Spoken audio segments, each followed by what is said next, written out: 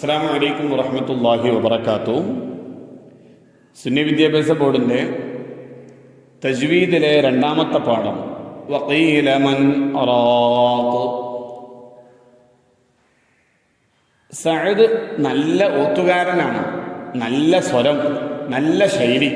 ഒരു ദിവസം അവൻ ശ്വാസം വിടാതെ പ്രയാസപ്പെട്ട് ആയത്ത് ഓതി തീർക്കുന്നത് കണ്ട ഉസ്താദ് ചോദിച്ചു, അത്ര പ്രയാസപ്പെടണോ? ഇടക്ക് നിർത്തിക്കൂടെ? ആയത്ത് അവസാനിക്കാതെ വഖഫ് ചെയ്യാൻ പറ്റുമോ? ഉസ്താദ്, ആയത്ത് അവസാനിച്ചാൽ വഖഫ് ചെയ്യാം. ആയത്തിൻ്റെ ഇടയിൽ അർത്ഥവും വാക്യവും പൂർത്തിയാകുന്നിടത്തും നിർത്താം. അർത്ഥവും വാക്യവും പൂർത്തിയാകാത്തിടത്ത് നിർത്തിയാൽ പൂർത്തിയാകുന്നിടം മുതൽ വീണ്ടും തുടങ്ങണം. അല്ലാതിരുന്നാൽ തെറ്റായ അർത്ഥം ഊഹിക്കാനിടവരും. ഉദാഹരണമായി ലാ ഇലാഹ ഇല്ലാഹു എന്നതിൽ ലാ ഇലാഹ എന്നിടത്ത് നിർത്തിയാൽ ഇലാഹി ഇല്ല എന്നർത്ഥമാണ് വരിക.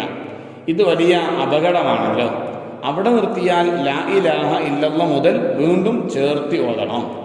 വറത്തിലിൽ ഖുർആന തർതീല എന്ന ആയത്തിന്റെ തഫ്സീറിൽ 4-ാം ഖലീഫ അലി റളിയല്ലാഹു അൻഹു പറഞ്ഞത് അക്ഷരങ്ങളുടെ മഖ്റജും വഖഫും ഇബ്തിദാഉം അറിയുക എന്നാണ്. ഖുർആൻ പാരായണത്തിന് വഖഫ്, വസ്ല്, സക്ത്ത്, ഖത്അ് എന്നീ 4 അവസ്ഥകളുണ്ട്.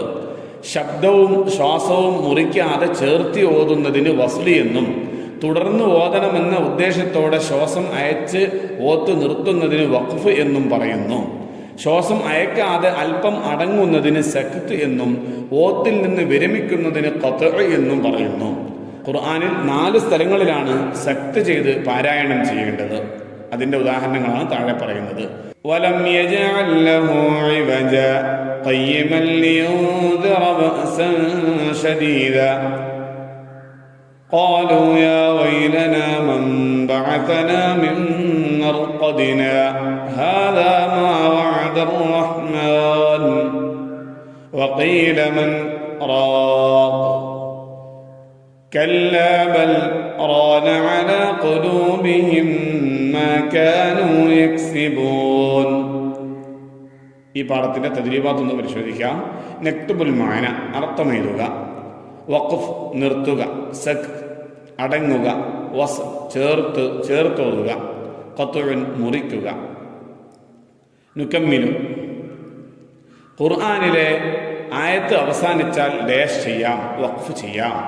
2 ഖുർആനിൽ ഡാഷ് സ്ഥലങ്ങളിൽ സക്ത് ചെയ്ത് ഓതണം, 4 സ്ഥലങ്ങളിൽ.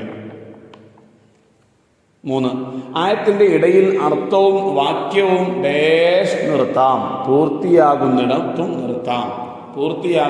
നിർത്താം. 3-ാമത്തെ വർക്ക് നസ്ലു, ചേരുംപടി ചേർക്കാം. ശബ്ദവും ശ്വാസവും മുറിക്കാതെ ചേർത്തി ഓതൽ, ഡി. വസ്ല് 2 തുടർന്ന് ഓതണമെന്ന ഉദ്ദേശത്തോടെ ശ്വാസം അയച്ച് ഓത്തു നിർത്തുക, എ. വഖഫ്. 3 ശ്വാസം അയക്കാതെ അല്പം അടങ്ങൽ, ബി. സക്ത്ത്. 4 ഖുർആൻ പാരായണത്തിൽ നിന്നും വിരമിക്കൽ, സി. ഖത്അ്.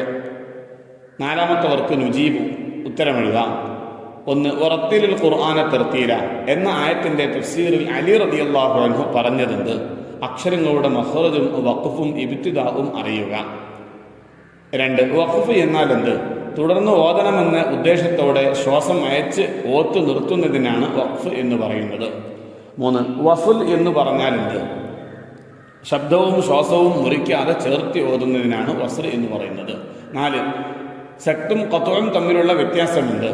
ശ്വാസം അയക്കാതെ അല്പം അടങ്ങുന്നതിന് സക്ത് എന്നും, ഓത്തിൽ നിന്ന് വിരമിക്കുന്നതിന് ഖത്ഉ എന്നും പറയുന്നു. അസ്സലാമു അലൈക്കും വറഹ്മത്തുള്ളാഹി വബറകാതുഹു.